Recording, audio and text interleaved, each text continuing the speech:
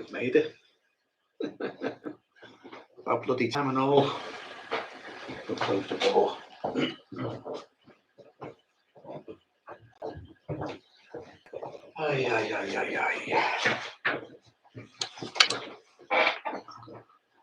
I'm having a lot of trouble with the live streaming software. I'm sorry about this. It's back onto the old webcam. I know it's not as good a quality, like, and it sounds a bit tinny, but it is what it is, and it's going to have to do, unfortunately. Morning, anyway, or evening, I should say.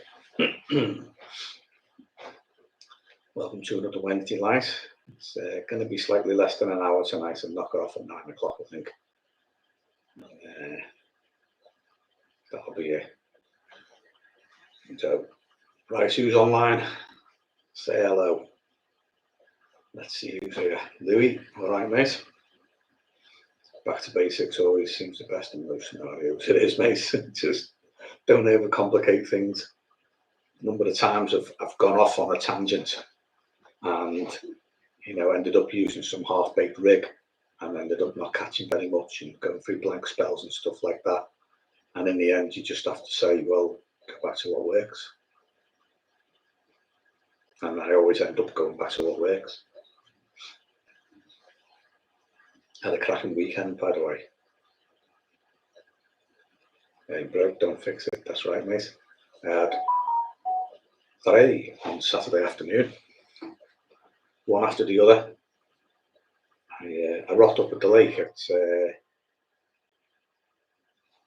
11:30, something like that, 11:30. And I had one at 12:30, another one at 1:30, and another one at 2:30. Just like on the hour, just 1, 2, 3, just like that. And I wouldn't mind, but they were all fully scales. 3 fully scaled mirrors in one afternoon in winter. You know, it's January, 50 mile an hour winds, and I caught 3 fully scaled mirrors. Now, bear in mind, there's only 7 in the lake out of about, what, 80 odd fish. What are the odds of doing that? Catching 3 of them in one session, an hour apart. I couldn't believe it. I was just like, I was quite bemused by the fact that sort of you look down and see, oh yeah, fully scaled, made up with that.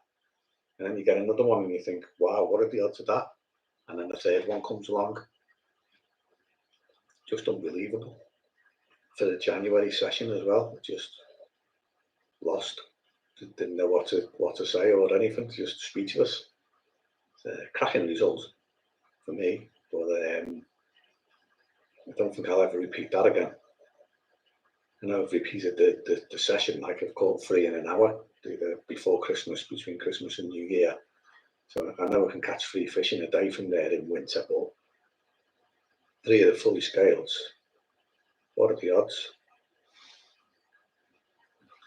Oh yeah, cracking results. Right, let's see.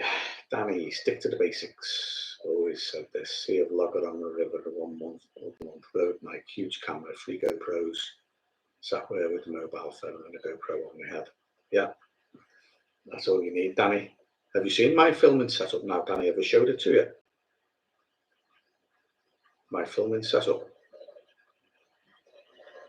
Some of these fishing vloggers are becoming a joke. Go fishing, spend half the session pouncing around with the 10 cameras. Yeah. Yeah. I'll tell you what I'm using now. If you can find it. Actually, I don't even know where it is. I think I might have lost it.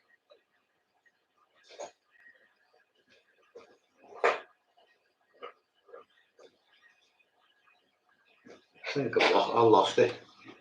I don't know what I've done with it. But I'm using my phone. Oh, yeah, it's here. That's a Rode mic. That is a Rode microphone. It's called a Rode Vlogger Kit, and this is a windy sock, right? And that goes into there, and this plugs into my phone. There's a USB-C socket there. I don't know whether you can see it. See that USB-C? And that just plugs straight into the bottom of my phone like that. And that's what I film with these days. Nice and easy. Like you said, Danny, mobile phone and a thingy's all you need. But the mobile phone does 4K footage. Does HD at 60 frames a second or 4K at 30 frames a second. So it's really good quality. And the Rode mic that plugs in is fantastic. You get a little app that goes on the phone so you can control the volume. And obviously it's not going to get windy.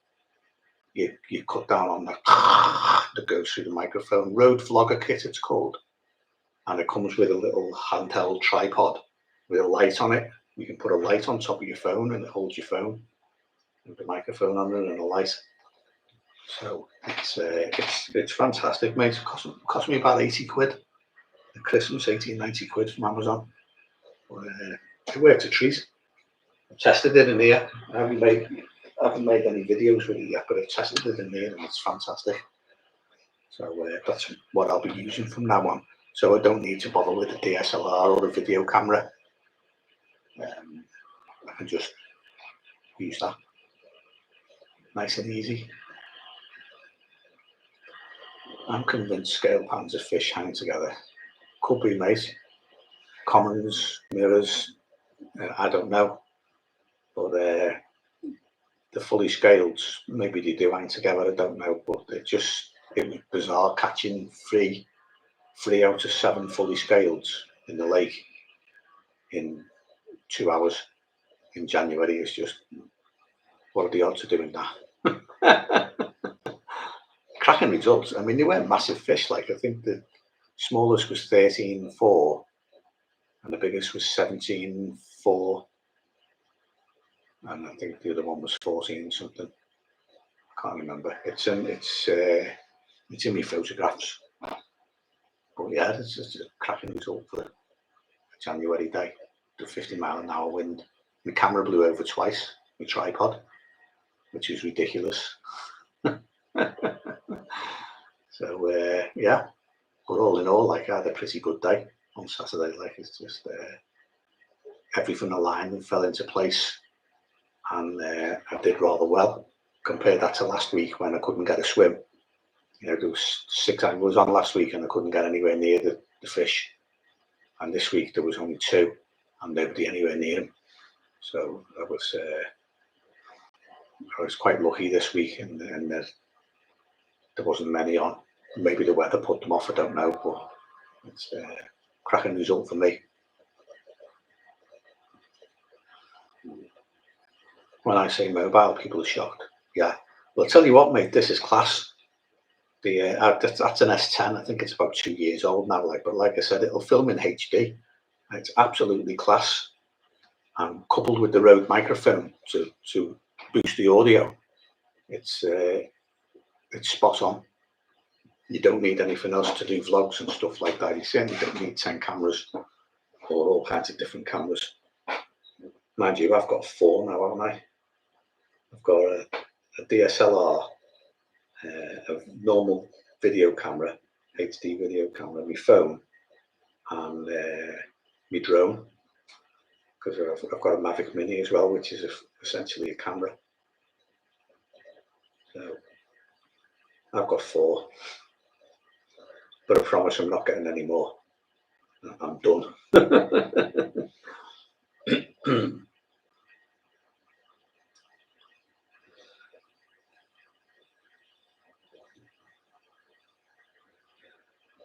People are shocked when I think about it. That phone to buy is, three or 2 times the price of the camera. Yeah, I think my phone was about 800, something like that, 799, 800, something like that when I bought it. It wasn't cheap. The camera body, my DSLR body, was 500, and then with a couple of lenses with it as well, took it up to 1100. So that wasn't cheap either. So and the GoPro, I think I paid 200 quid for my GoPro Hero 3. It was that long ago. Look at it now, they're up to about what, Hero 12 or something, 13, I don't know. But you just, if you get into gear, you just end up buying and upgrading all the time, and it doesn't do you any good. You need to just concentrate on making your videos, and I think that's the best way to do it.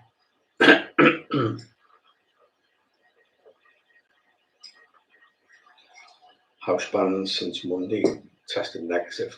Yeah, you said last week, Danny, you tested positive, like I knew you were stuck in. And I guess there's nothing you can do about that. Like, it's just one of those things, isn't it? You've just got to wait until it passes. At least it's passed. And if you're negative, like, you should be able to go out again soon. If you're not out already. Joined Hinders, fully sponsored with them, yeah. Postman hates you again.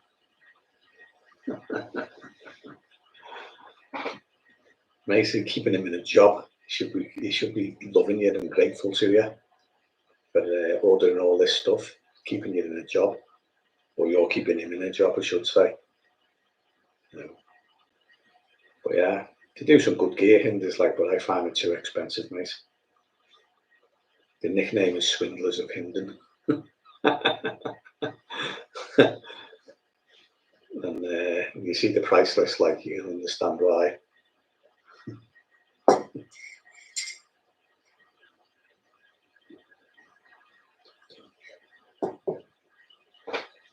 Who else is on, by the way? I can see 9 people watching. 10 people watching. Just going to have a look on the other PC and make sure everything's all right.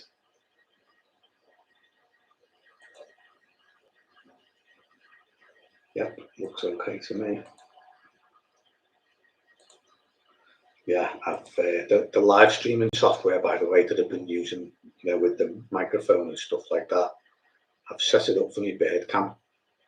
My bird cam's here on the floor. I don't know whether you know this. That's my drill, ready to put it on. This is my bird camera, ready to go up.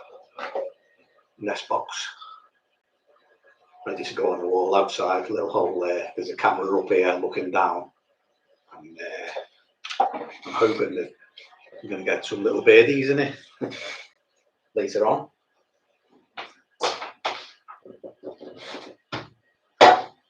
I intend to put it up on Saturday. Sorry, not Saturday, Sunday.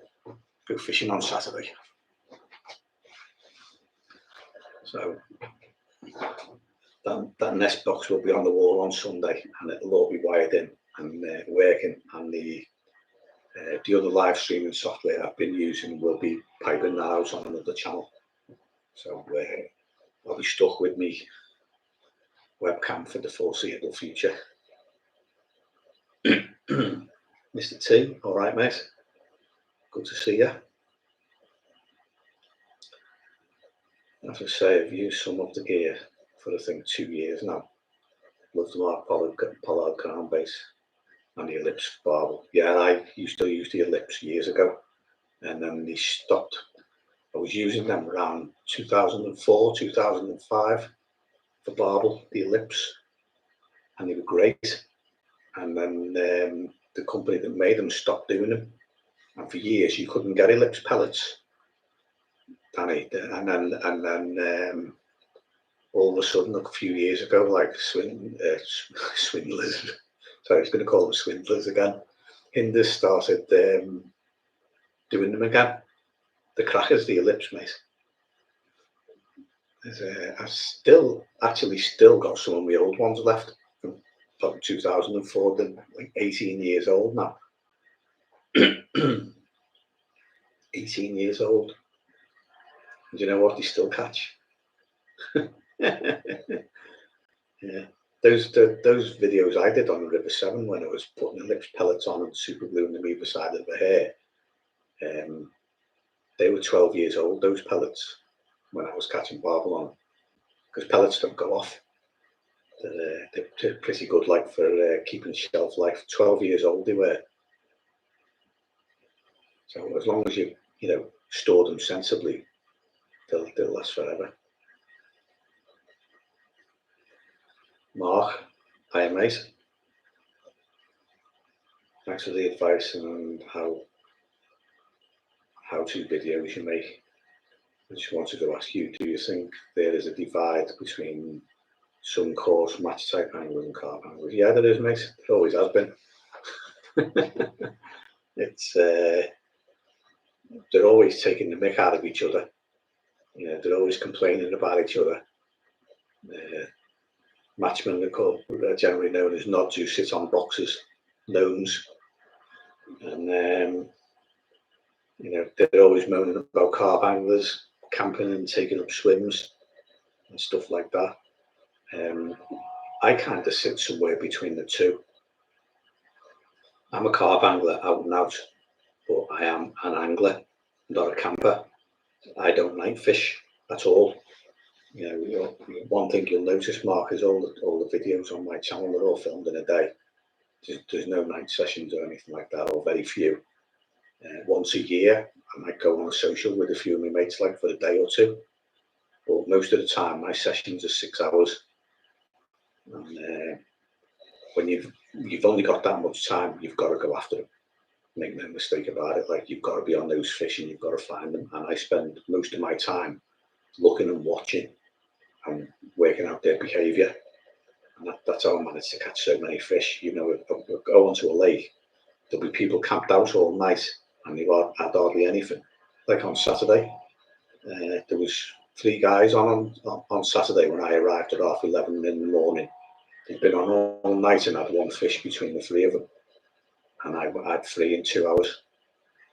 Just rocked up and got on the fish, basically, just found them.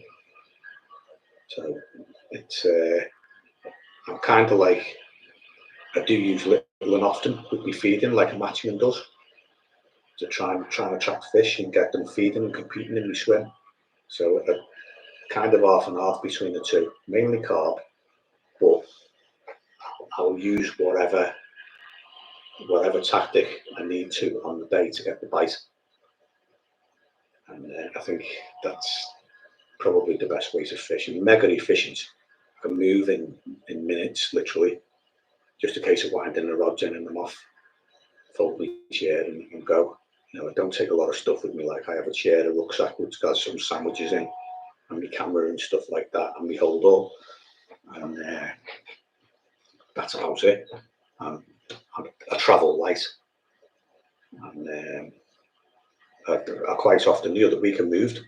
I'm only fishing for 6 hours. Like, I did 3 hours in one swim and moved and spent 3 hours in another because I hadn't had a bite. But, you know, if you're not getting them, if you're on them, you'll catch them. And if you're not, then you've got to get after them one way or another. So I kind of mainly carp, but I do use some of their tactics. But I do think the nods to matchmen, there's some of the things they come out with, like, are ridiculous. Oh, them bloody boilies! To blow the carp up. Honest to God, some of them are just. You think, how do you ever manage to catch fish at all?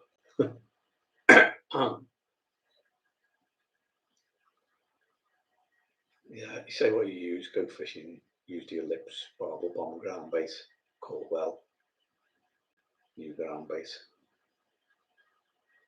slow release. Yeah, especially on action in the fast water. Yeah. Do like a session where I go for a day or two. Mobile, mooching around. Yeah, I spend most of my time mooching around, looking in nooks and crannies and stuff like that. It's the best way to be. There's nothing worse than just sitting there camping and taking pictures of your stove and your rods and whatever else and just sitting there. You might as well just get after them. But you can't do that in a bivvy, can you? You just end up camping. They say that carp fishing is in carp fishing, time is a substitute for skill, and that is absolutely 100% true.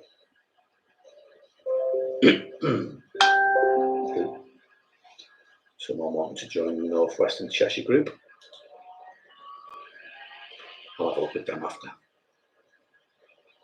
Got a barrow shelter. Whoop. What the hell happened there? Sorry. clicked on a notification by mistake and my screen disappeared. Barrow shelter, hold all on order. 2 tension rods, okay. Mini V barrow and fish off it. That's what I do, Danny, fish off the barrow. My favourite way of fishing. Either off the barrow or just carry it, depending on where you've got to go and how far you've got to walk. If it's nice and flat all around the lake, I'll barrow it. And if it's not nice and flat, I'll carry it.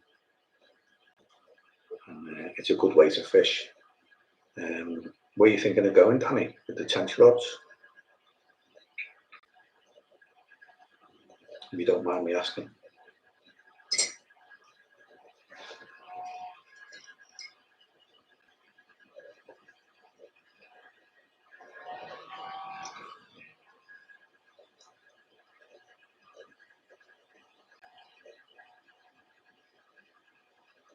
Yeah, well, my shelter's a Coram, Danny. A Coram brolly. The graphite. Lightest brolly on the market, I think it's 3.5 kilos. And it's a bit flimsy, but it's 50-inch with sides, so it covers you if it rains, but it's easily blown over. Sat out on Saturday in that 50-mile-an-hour wind on Saturday afternoon. I sat out in my suit and just put my hood up. There was no way I was going to get that graphite brolly out of the hold all and try and put it up in that wind. It just destroyed it. So I think sometimes it's better to just sit without it.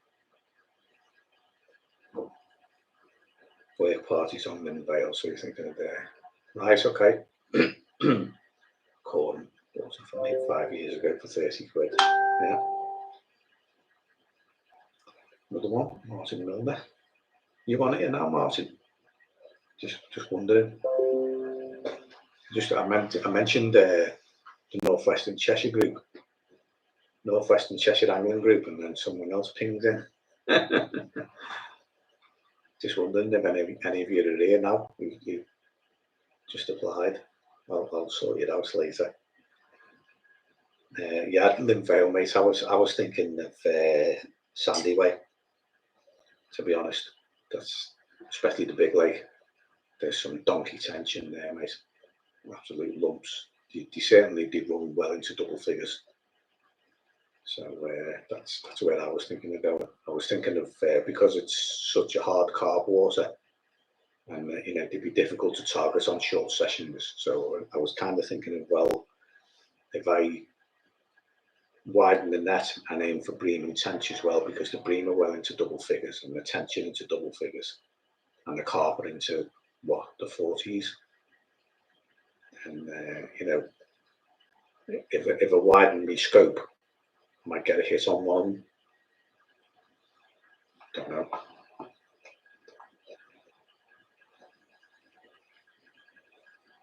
Day shelter light. Right, okay. Yeah, we'll get the postie to send it to you, mate. Fake baits, fake corn. Try not to use them, Mark, as much as I can. I have got some, and I've got a couple of rigs here. Actually, look at this. I put stuff out, and do you know what I mean? It stays out for ages.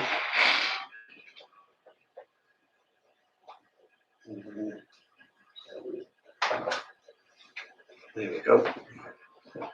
That's the kind of PVA bag rig for PVA bags, and it's 2 pieces of fake corn. Now, one of those pieces of fake is pop up, and the other one's a sinker, so they balance out. So it just kind of like really, really slowly goes down. And when you stick it in a PVA bag, pellets, it kind of like just wriggles up and pops up and sits on top of it. And that's done me quite well, that. I didn't know I used PVA bags, did you? I've been meaning to do a video on them, like, but I just haven't got around to it. But that's like PVA bag, that's about 4 inches, something like that. You can see where my finger is there. About 3.5, 4 inches, something like that. So I do use fake baits, but not very often. dangerous if the fish swallow it. I don't know, mate. I'm not sure about that. If they swallow a carp swallowing that, well, if they swallowed the hook as well and the hook went down as well, yeah, it'd be quite bad, but only really because of the hook. But the actual fake bait itself on its own, if it swallowed that, it'd probably just crap it out, to be honest. You can actually get things like tiger nuts will go through the digestive system whole, literally. So I wouldn't be too worried about, as long as there's no hook on it. If the fake bait got lost or anything like that and it ate it, I think it'd just crap it out, or it'd spit it out because it wouldn't think it was food. I don't know. But I do use them from time to time. Like I said, mainly with PVA bags. Most of the time I just have a normal bait on.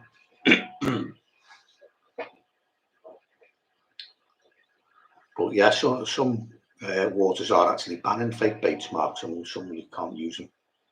But I've always found them to be okay. But they're not my first choice by any stretch. Just something that's in my bag, and you know, if I want to have a tink around and set something else up while I'm on the bank, and I think I feel it might do the job, then I'll use it. But most of the time they just sit in my box.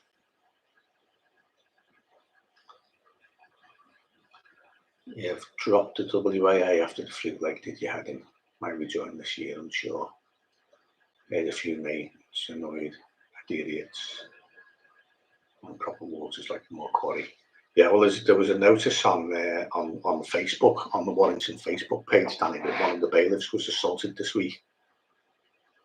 I'm not quite sure what happened, but whoever it was who did it was arrested by the police and has obviously been turfed out the club permanently, and his name will probably get spread around all the clubs. So he'll be, whoever it was, like, will be fishing day tickets for the rest of his life, I think, unless he gets down south. But yeah, it does kind of like the waters are busy, aren't they? But the Fleet Lake, I've fished the Fleet Lake 2 or 3 times and not caught a fish. I know they're in there, and a few of my mates have been and done really well, but I've not had anything. But I only fished the beach, which, you know, by all accounts I shouldn't have. I should have fished anywhere but the beach, because it's a very popular peg, isn't it? I should have stayed away from it, really. I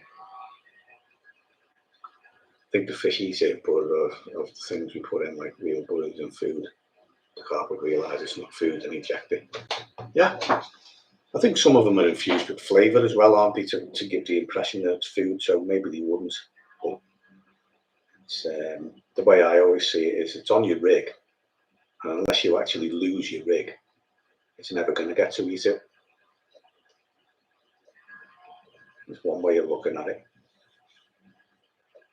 I certainly think there's worse things than fake baits in carp fishing. Leaders for the start. Never been keen on lead core leaders and stuff like that. Some pretty unsafe rigs around here and there. So I think fake baits, it's entirely up to the angler if they want to use them or not. Considering the carp filters out twigs and stuff out of the mud to get snails. Yeah, they do. Fake baits get banned as if you were fishing a death rig. It's always fishing forever. Yeah, well, that's the other side of it that people say, isn't it? If you lose a rig and it's live out there, it's going to sit there until it's picked up, basically. So you crack off or something like that, leave it in the lake, then it's armed and dangerous for the duration, forever, until it's picked up.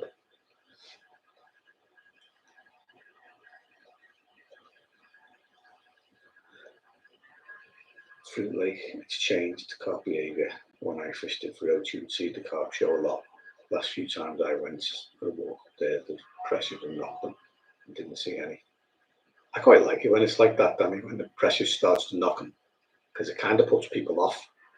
And it's the person who's the most observant and watches and takes in what's going on, who usually manages to get the run. And I like it when it's like that. That's my favourite, when the pressures really started to bite and they change the behaviour. That's where I come in. I like it when it's like that. Trying the weaver out on Saturday. Lindy, all right, mate. As far as I know, the weather is okay on Saturday, because I checked it the other day and it looked fine.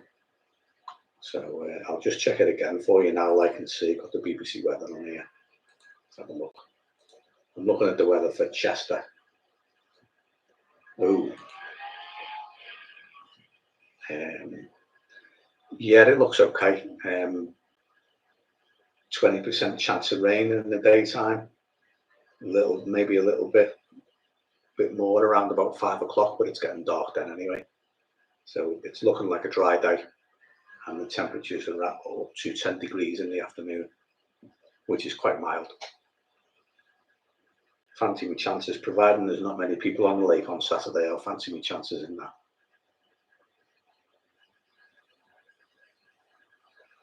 Walnut shug, yeah. Yeah. Surprised the carp didn't come after your feed, Danny. They usually do, don't they? Barge the roast out the way.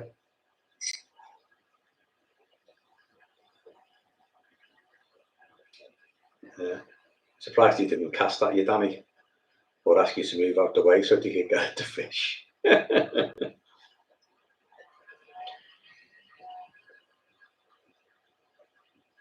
Yeah, I think you've got a chance on the weaver. I'd try and stay mobile if you can. Maybe look at a few areas that produce regularly. I don't know whereabouts you're going on the weaver, Northwich or Winsford area, but the bridge at Newbridge is a known pike spot. There's a bridge over the river, isn't it? Goes to Newbridge Pool, and then down the left there's that like walkway kind of thing with a little, looks like a funnel, and that area around there is known for pike. Always has been.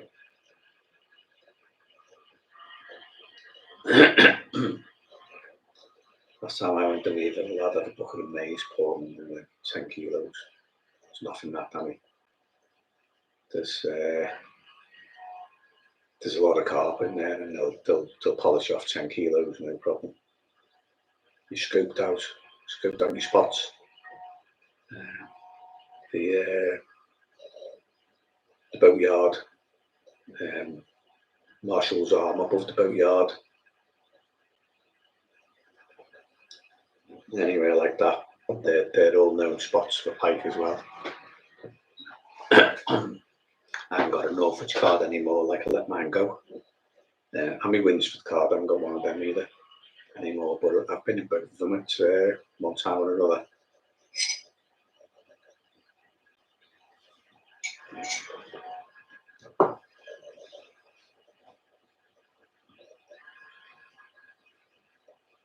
Islands and boats, yep. That's right, islands and boats.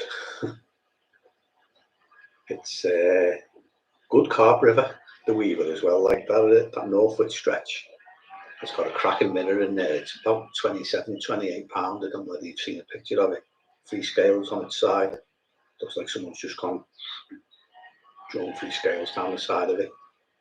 I saw a picture of it on Instagram last year. It's one of the local lads had caught it, and I know Matt Atherton's had it as well. Like Matt Atherton had it last year.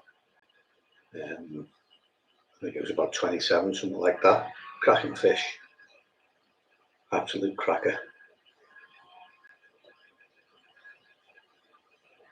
The walk as you knew with the nose. Yeah, that's fair enough, mate. You'll be all right. It's worth having a nose.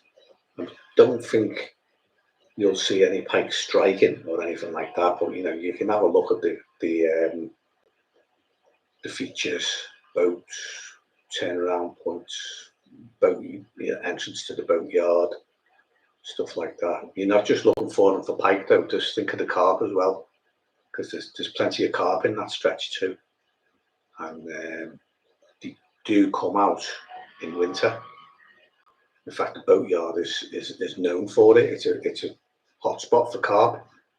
I don't know whether you knew that, but I've had quite a few from there.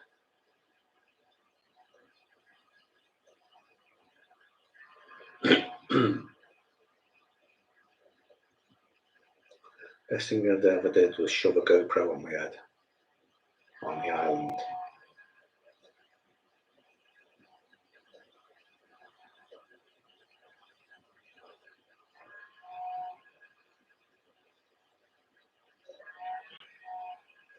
Features they're found underwater. Yeah, fair enough. Yongo, all right, mate. Nice to see you here. 3 feet deep for 20 yards. Is this the weaver, Danny? Are you talking about the weaver?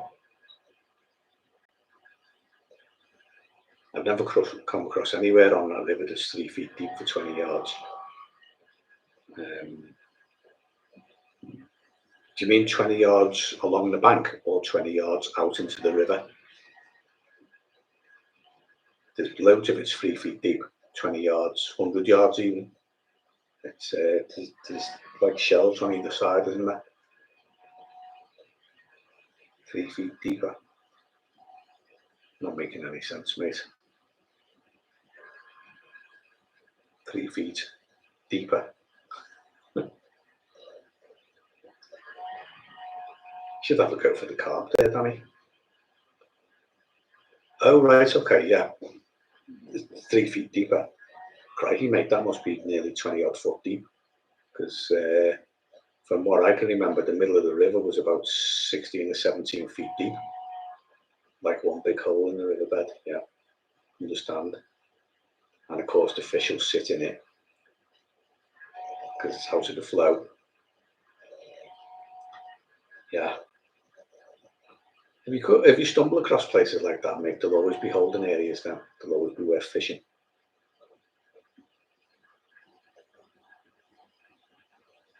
I just like to stick to the margins and the shelves.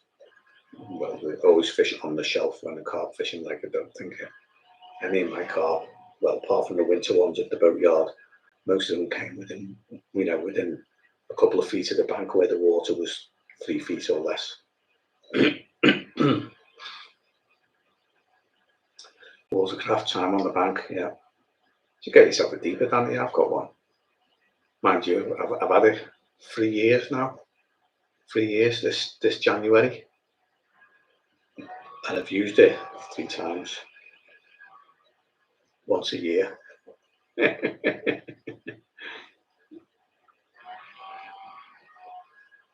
tend to take it onto the new water and have a cast around with it and look at the traces and see how deep it is. And once I've got a general idea of where the depths are around the lake and I can see the areas likely to find the fish, then it's all over, isn't it? You don't need it again, you can leave it alone.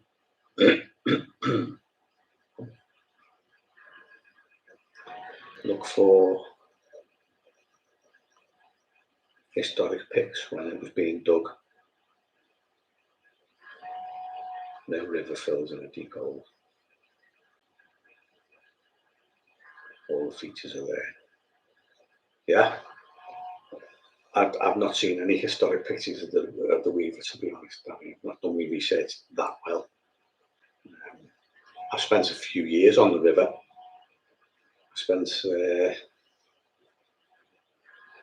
I think a year on Winsford stretch and a year on the Norfolk stretch when I was younger. I mean, we're going back 20 years when I used to night fish.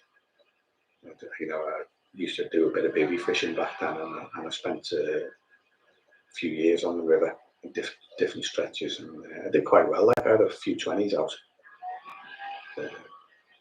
and it was great because you never seen anybody. First week of the season in June, you'd maybe bump into 1 or 2 people, and then once you got 2 weeks into the season, you never saw anyone anymore. That was it. I literally had the whole length I was fishing to myself every Friday night, right through the summer and into autumn and winter. Never anybody there.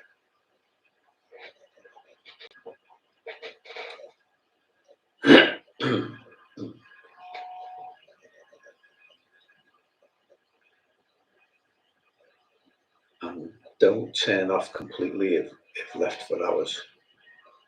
Don't they? Is that the deeper method? They don't turn off at all if left for hours. I think if you dry them, you take it out and you don't like those 2 little metal things, like you just give it a little bit of a rub to dry them off, like it usually switches off. Never had any problem with mine switching off anyway.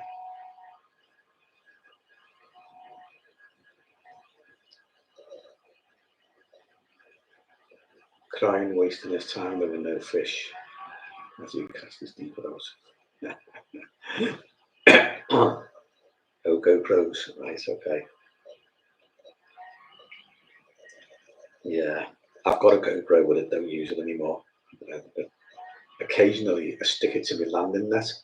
You know, I've got like the mounts to use for mountain bikes. I've got like a little mountain bike mount, and I can stick it on the fork of my net as it's going out. And I'll switch it on as I'm about to put a fish over the net, and then I can take pictures of it and play the footage back and freeze frame it, and get some fish as they're coming over the net. Occasionally do that with my GoPro, but it serves no other purpose anymore. It's just a waste of time. You might as well just use a proper camera or a phone.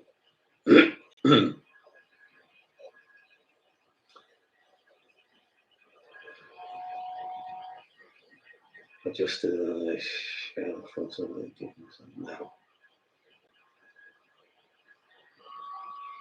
You can't tell some people, Danny, to let's just leave them to it, mate. Try and help someone like, and they're just not listening or looking the other way. Just okay, leave them to it. Go do your own thing. One push it turns on, one push off. Yep. Will beep if not used and go off automatically, will it? All right, okay. I don't think mine does that. Wanted to record some carp runs out of the blue. Yeah. I used my video camera for that, the one I use for live streaming. Sony camcorder. It will run for 2 hours on the battery, fully charged. And if I'm not filming anything or anything like that, and I've only got 2 hours in my session left, quite often I'll put it on the rods and just leave it. And if I get a bite, great. And if I don't, then I'll just delete all the footage. But that's generally how I do mine. I've got quite a few runs on film. I've stopped filming them now. I've done that. I think I've put a few YouTube shorts out as well, thinking that YouTube shorts would make my channel better. You know, I bring in loads of views and stuff like that, but they haven't. Shorts are crap, and I'm not doing them anymore. I'm just going to stick to the long form content and not bother with them, so I don't bother filming any runs at the moment. But yeah, if you've got like a battery life for 2 hours, that's a good window. So anytime you feel like, you know, something's going to happen here, turn it on.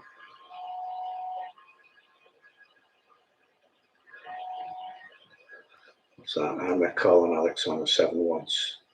They have like 5 set up and constantly record, going around changing batteries. That's how they do it. But imagine how much effort that is. Yeah, I'd just rather go fishing, mate. Can't be arsed with that. Absolutely. Dedication. Yeah, well, they get all kinds of different angles, don't they, for the pictures, and you know, they'll get like from the rods and behind you and stuff like that, and then they'll mix and edit them together so it looks really nice. But I can't be arsed doing that. I only go fishing for 6 hours. I haven't got time.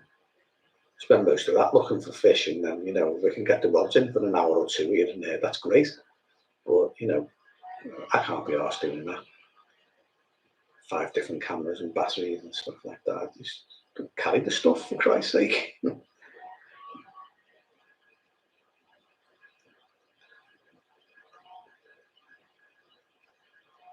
Cracking lads, not that.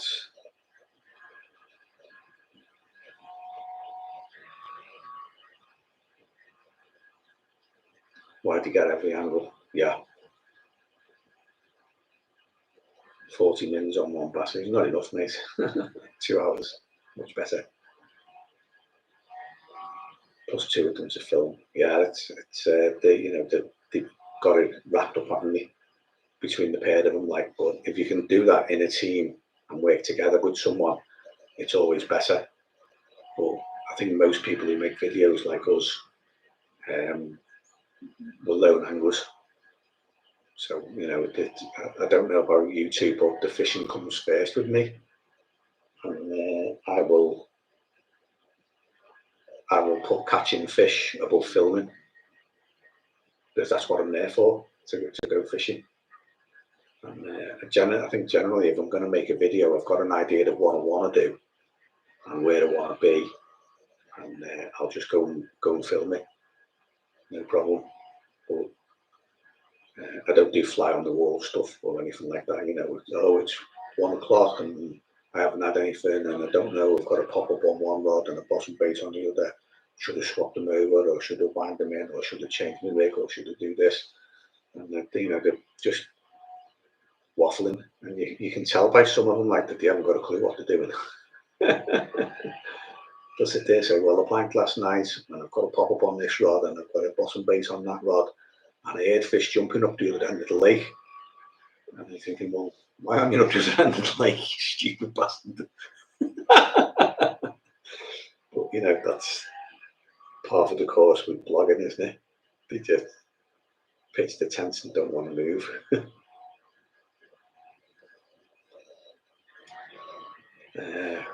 Let's see.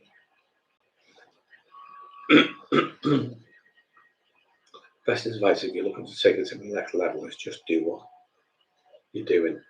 If your channel's growing, keep doing what you're doing. Mine's growing, Danny. I mean, I haven't made a video since last year, and I hardly made any last year. I just did the odd little random piece, but nothing massive or anything like that. And mine's still growing.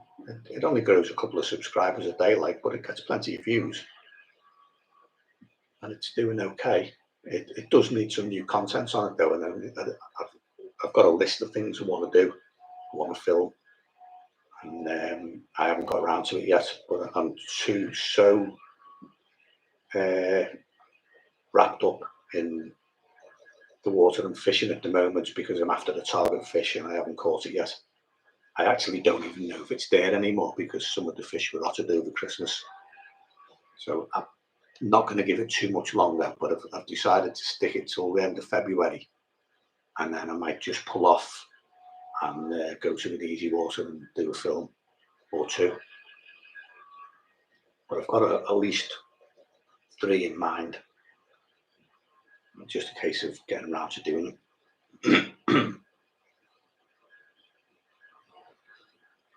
Not that fussed, Danny. An easy way, yeah. I think the easiest way to film a run really is just have a big battery and just leave it there and let it run. Yeah, I can't be bothered filming most of the time, mate. I don't. I generally go out. If I'm either going fishing or I'm going filming, one or the other, and they won't be to the same venues most of the time. So I do enjoy doing them now and again, and piecing them together. It's like putting together a jigsaw puzzle, isn't it? Editing it together and stuff like that, and getting it filmed. But I always have an idea in my head of how it's going to go, and then I get on the bank, everything goes wrong. Nothing goes right at all. I don't know whether you've noticed that. Think, well, I'll get a sequence doing this, and I'll get a sequence doing this, and I'll get it all together. And you get home and you think, well, where's that? Where's that? Where's that? Where's that? Didn't get it done.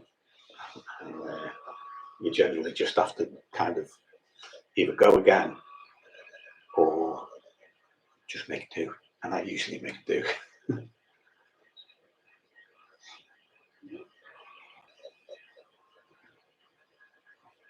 No point in going out to a blank in water. Yeah, you need to film on somewhere with where you're going to get bites. And nobody likes blanking all the time. You can do some nice scenic shots and show the bird life and stuff like that. But at the end of the day, you've got to try and entertain people. Should I just start thinking where to go get my video? Should I just start thinking where to go to get a video? It's not good. That's just filming a fishing trip, not fishing and filming. No, I'm fishing and filming with mine, Danny. And I have to think about that because most of the waters I fish are not allowed to film on. So I haven't got a choice. So I have to think of my venue where I'm going when I want to make the film. You loving your pike fishing this year? Don't want to go back to carp at the moment. Nah, stick with the pike, mate.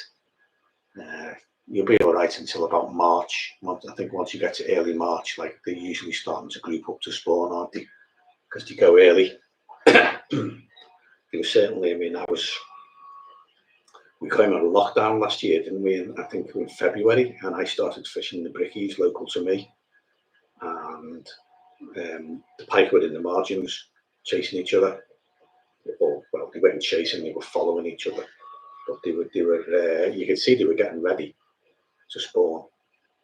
And that was in February, late February.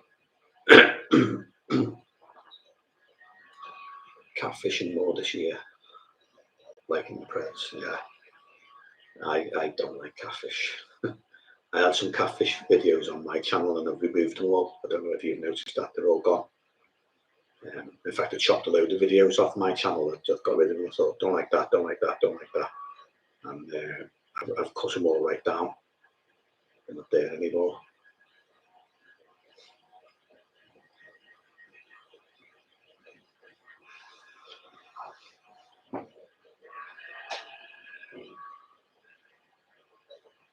You have to do what you're doing, sat all and work all week.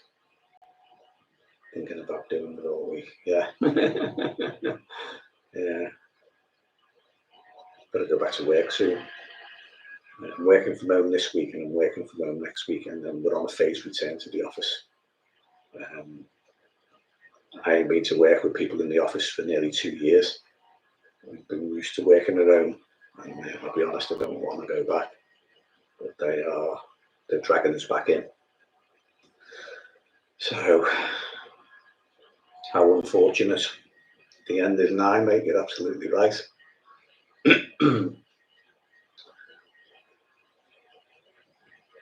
Just set up a drop shot on that as well. Yeah, the drop shot's great.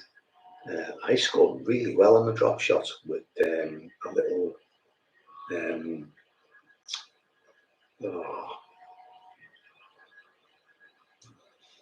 can't remember what it's called. It's the Lord that's in the drop shot video. I mean, I was out making that video. It was minus something. The wind chill was awful. It was, my fingers were white to the bone, and it was so cold. And I caught one fish. So I'll get a couple of the spin shot hooks. Yeah, that's right. It was the lure that I was using. The lure in that video I was using. It's got a little red bit under the chin, and it's like green. Can't remember what it's called, but I caught loads on it over a couple of months. Like I had a really load of fish on it, and then when I came to do the video, it was so cold I could barely buy a bite. And you'll notice there's only one perch on the video. But in the weeks before that, there was like dozens of them. and some of them weren't small either. Like they were like, you know, £1.5 plus, getting on for £2. But when I came to do the video, I only caught one. But it's the principle of it, like, you know, it's just working your law, and everything was in there, like, and that you need to know to do it. And it's just a case of practice makes perfect. You go on the chub swim, and you know you'd get the vlog. It's not what it's about. So I rather have, I'd rather get the vlog, mate. I generally film on places that I know, and I'm going somewhere I know I'm going to catch.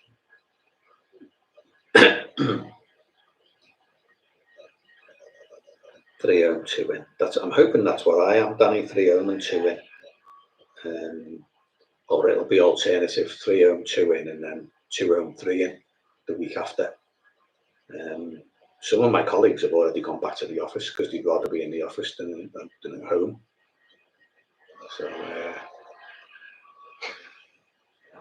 it is what it is. I'd rather stay home myself. You can crack out 12-hour day, so reduced hours is coming 10 days or 9. So you get time off. I can't do that, mate. I'm tired because I'm like some kind of technical support. So people ring me up with problems that need solving, and I have to answer the phone till 5 o'clock. So I can't do flexi. There's no point in me like working a 12-hour day when people only ring me till 5 o'clock. Any later, then they won't allow it.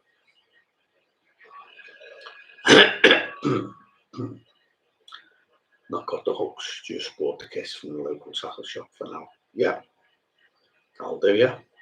You don't need the spin shot hooks, you can just use a drop shot hook.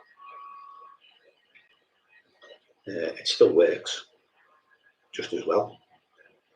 I just bought the spin shots to try, and they were quite good. You know, they didn't tangle or anything like that. There was no messing about with having to manipulate the knot, the paloma knot that you tie a drop shot with. It's, the hook's supposed to, you know, lines like that, the hook's supposed to stick out, isn't it? You know, like that round or up, and sometimes it can end up like that or like that, not quite right, and you're constantly having to manipulate it before you cast out. But with that spin shot, like, there was none of that. It would just go rotate round. It was great.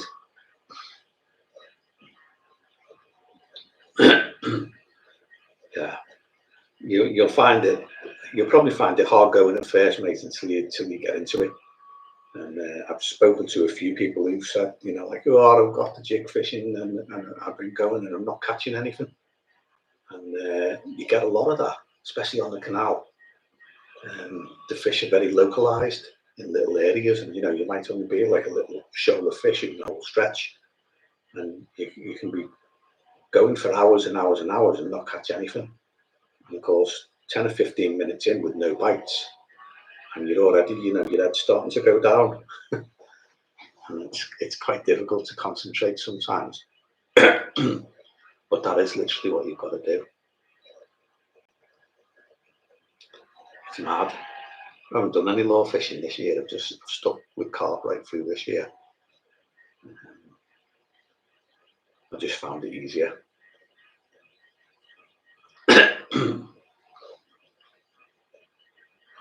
20 places I could go, but it's that exciting. No, Danny, no, but I'd rather just film the video, mate.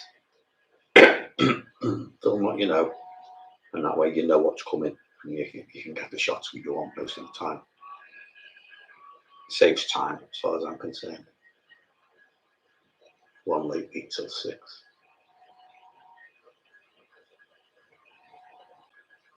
Odd days leave a year. I wish. I get 33 as it is, mate. And once you're over 10 years service, you get 33 days. Is it 10 years? Yeah, I think it's 10 years. Anyway, I'm in year 18. Is it 18? Yeah, year 18. So I've done 18 years service. Like I've got my full holidays, 33 days a year. You'll definitely see a video from me in March, by the way, because I'm off for most of it. Part of the week at the end of March, and because we were on lockdown and working from home and stuff like that, I didn't have many holidays last year, and I found myself with another 2 weeks left. So I've now got 3 weeks of March off out of the 4, starting on Tuesday the 9th or something like that. I've got 4 days off from Tuesday the 9th, 5 days the week after, and then I'm back in a week and then off again right at the end of the month. So hopefully I'll be able to get a video in then. I'll take a break. Yeah, Lim Dangler, cheers, mate. Kind of forgot your name again. I know you told me last week, and it's gone. But, yeah, cheers, mate. Thanks for popping in.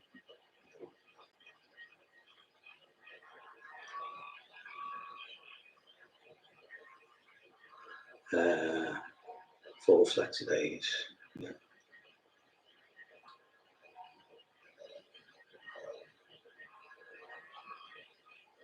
The teacher was on and the missus is keeping me soup warm.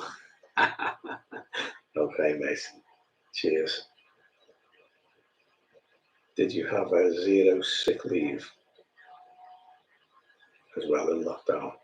Or off suddenly no sick? I haven't been off sick for years, Danny. I think I've only had about maybe a couple of days off sick in the last 18 years. Occasionally I've been in with something that's really knocked me for 6 and I've not gone in the next day, but I've been in the day after. But generally, like I've been all right. I don't really have much time off, so I don't know about sick days and stuff like that. And there's a few people in the office who have quite a few here and there, like they're always dropping them in. And I know one lad who was always one step away from a warning.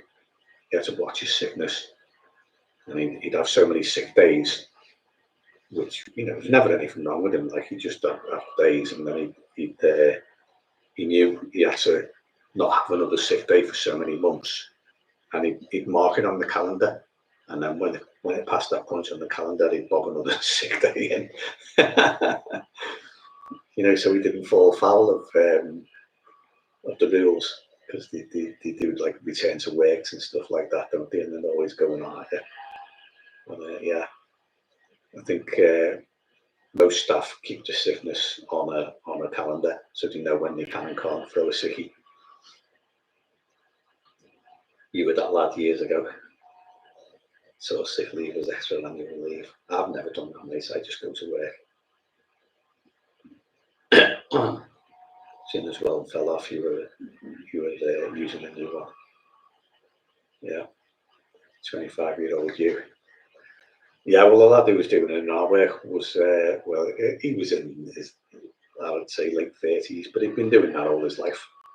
He'd worked there for years, like, and he knew the system inside out and back to front, and he would very much, game the system as much as he can. And I think most of them do, to be honest, but I don't.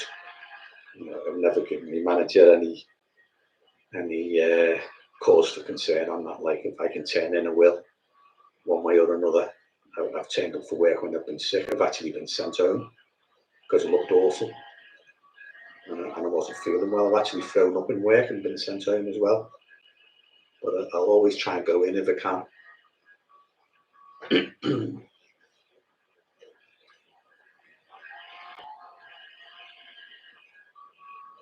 Yeah, best part of it if you did go over. Yeah.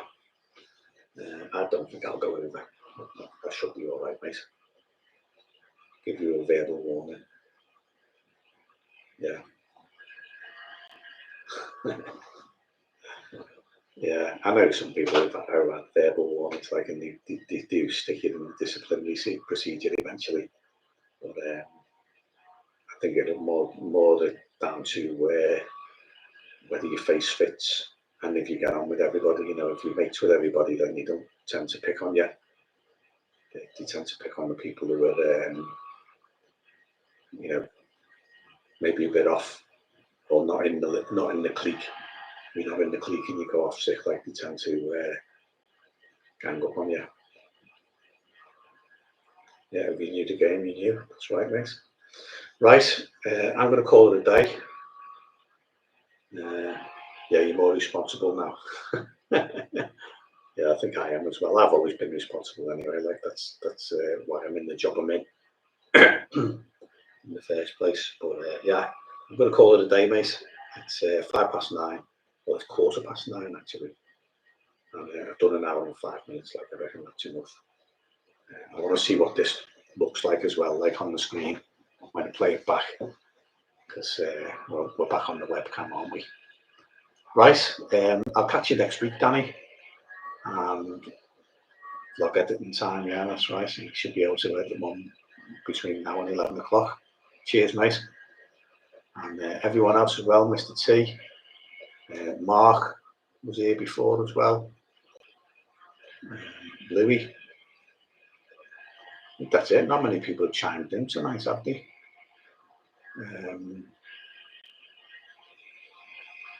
Dangler. Yongo. There you go. I think that's it. Don't think anybody else chimed in really. But take care, guys, and see you next week. Mark out.